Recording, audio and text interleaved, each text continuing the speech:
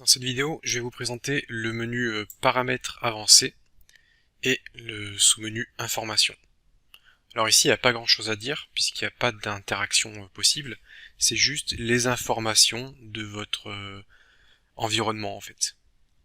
Ça peut être utile pour débugger ou si vous avez un contact technique pour si vous avez des soucis sur votre boutique, qu'un contact technique vous demande des informations précises, vous allez pouvoir lui donner ces informations précises.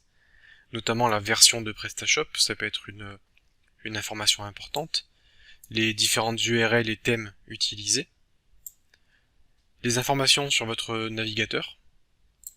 Vous avez d'autres informations techniques sur le serveur qui sont importantes pour débugger, la version du logiciel, la version de PHP, la limite de la mémoire, ça peut poser problème dans certains cas, donc c'est important de connaître la limite de mémoire, et également la version de PHP pour savoir si elle est compatible, le temps max d'exécution, la taille max pour l'envoi des fichiers.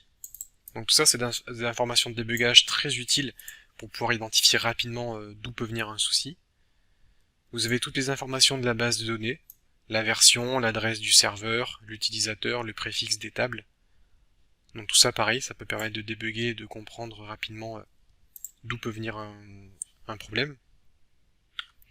Et si jamais il y a quelques petits soucis, ça peut apparaître ici pour vous indiquer quelques éléments manquants.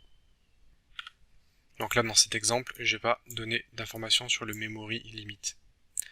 Ensuite, vous avez vu ici, il y avait un petit chargement qui vient juste de se terminer. Et là, c'est la liste des fichiers modifiés. En fait, un développeur peut modifier les fichiers de PrestaShop pour les ajuster selon ses besoins. Évidemment, si on modifie des fichiers, ça peut causer des soucis, puisque chaque fichier est dépendant de plein d'autres fichiers, et une modification peut impacter beaucoup de pages. Bon, si vous modifiez des fichiers, tous les fichiers qui sont modifiés apparaîtront ici dans une liste. Alors moi, je n'ai rien modifié, donc là la liste est vide, mais ça peut être également une information importante. Voilà pour cette page information. Comme vous l'avez vu, il n'y a pas d'interaction possible, mais ce sont toutes les informations qui peuvent permettre à un technicien d'identifier rapidement la cause d'un problème.